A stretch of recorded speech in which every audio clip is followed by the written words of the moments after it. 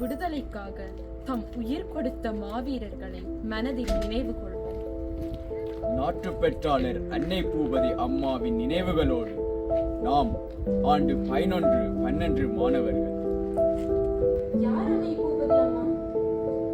அன்னையின் பெயர் பூபதி கணபதி பிள்ளை. இவர் ஈழத்தின் மட்டக்களப்பில் கிரான் என்னும் இடத்தில் கார்த்திகை 3ஆம் திகதி 1932ஆம் ஆண்டில் பிறந்தார். ஏழ்மையான குடும்பம். கணவர் 10 பிள்ளைகளுடன் வாழ்க்கையை நடத்தி கொண்டிருந்தார். இந்த காலப்பகுதி உள்நாட்டு போர் நடைபெற்ற இருண்ட காலப்பகுதி. மக்கள் பயத்துடன் இலங்கை இராணுவ கெடுபிடிகளுக்கிடையில் வாழ முடியாமல் சிக்குண்டு அல்லப்பட்டனர். இன விடுதலைக்கான போராட்டமும் உச்சக்கட்டத்திற்கே சென்றது. மக்கள் விடியலுக்கும் அமைதிக்கும் ஏங்கி தவித்தனர். வந்தது இந்திய அமைதி காக்கும் படை IPKF. இலங்கை இந்திய ஒப்பந்தம் 1987ஆம் ஆண்டு அன்றைய இந்திய பிரதமர் ராஜீவ் காந்திக்கும் அன்றைய இலங்கை ஜனாதிபதி JR ஜெயவர்தனாவுக்கும் இடையே ஜூலை 29, 1987ஆம் ஆண்டு ஈழத்தமிழரின் பிரச்சினையை தீர்க்கும் நோக்குடன் ஏற்படுத்தப்பட்ட ஒப்பந்தமாகும்.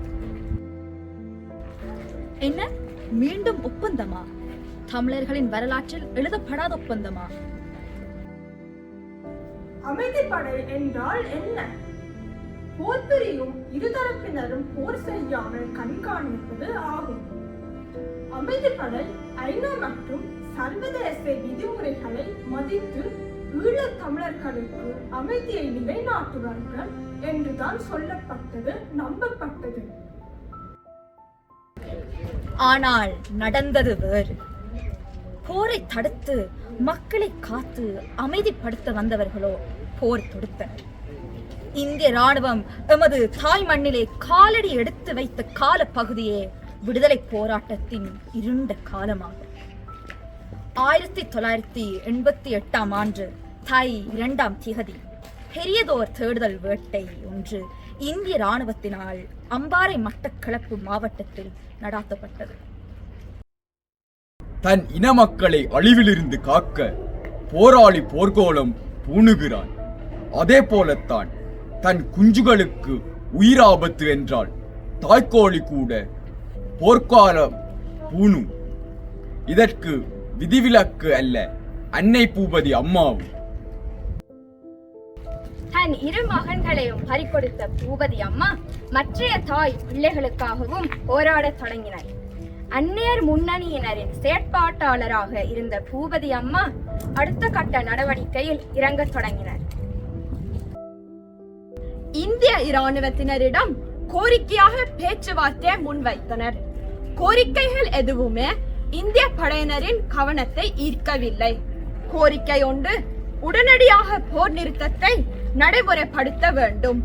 கோரிக்கை 2, விடுதலை புலிகளுடன் பேச்சு நடாத்தி தீர்வு காண வேண்டும்.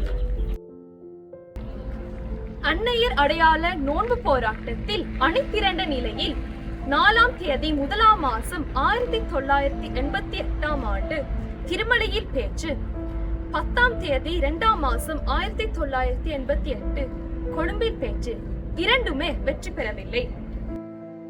மாறாக 1988 மாசி மாதம் 12, 13, 14 களில் ஊரங்கு, உத்தரவு, சுட்டுவடிப்பு அந்நியர் முன்னணி கடுமையான முயற்சி எடுத்தது. அதன் பின்னர் பூபதி அம்மா களத்தில் குதித்தார். 19ஆம் திகதி 3ஆம் மாதம் 1988 உண்ணா நோன்பை ஆரம்பித்து மரண சாசனத்தை எழுதி கொடுத்தார். இத்தனை அபாயத்திற்குள்ளும் நெருக்கடிக்குள்ளும் துணிந்த சாதாரண பெண்மணி ஒரு அறப்போராட்டத்தையே நடாத்த துணிந்ததை என்னவென்று சொல்வது? 19/3/1988 அன்று நீர்மட்டம் அருந்தி மட்டக்களப்பு மாமங்கேசுவரர் கோயில் குருந்தல் மரத்தின் கீழ் உண்ணா நோன்பு இருந்தார். மிரட்டி பார்த்தார்கள், கைகூடவில்லை. மாறாக அரசியல்வாதிகளும் இராணுவத்தினரும் பூபதியின் உண்ணா நோன்பை எள்ளி நகையாடினர். அன்னை பூபதி 19/4/1988 தியாகச் சாவை அடைந்தார். இன விடுதலைக்காக எரிகுண்டின் நெருப்பில் எரிந்து போன அப்பாவிகளும் உண்டு. அதற்கு மேலாக நெருப்பைய எரித்தவர் அன்னை பூபதி. ஆம், பூபதி சாதாரண அன்னை.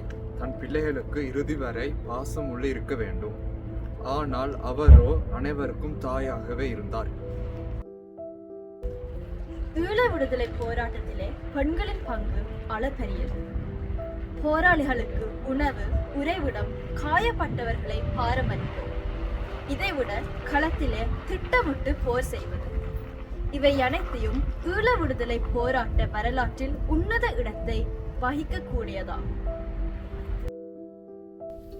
திருமதி பூபதி கணபதி பிள்ளை என்கின்ற சாதாரணமான தமிழ் பெண்மணியின் விடுதலை வேட்கையும் அதற்கான தியாகமும் நாட்டுப்பற்றின் சிகரமாக, தியாகத்தின் அதி உயர் வடிவமாக அன்னை பூபதியின் அறப்போர் அமைந்தது.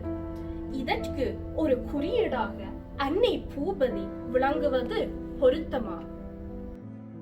அன்னையின் நினைவாக புலத்திலே தமிழ் பாடசாலைகளை அமைத்து மொழியுடன் வரலாற்றையும் நமக்கு கற்பிக்கப்படுகின்றது. ஏனென்றால் தன் வரலாற்றை தெரிந்த இனமே வரலாறு படைக்கின்றது. இன்று நாட்டுப்பற்றாளர் அன்னை பூபதி நினைவு கூறலில் எம்மை போன்ற இளையோர்கள் எம் இனத்தின் மொழியின் அடையாளத்தை நிலைநிறுத்தி காக்க வேண்டும் என்று உறுதி கொள்வோம்.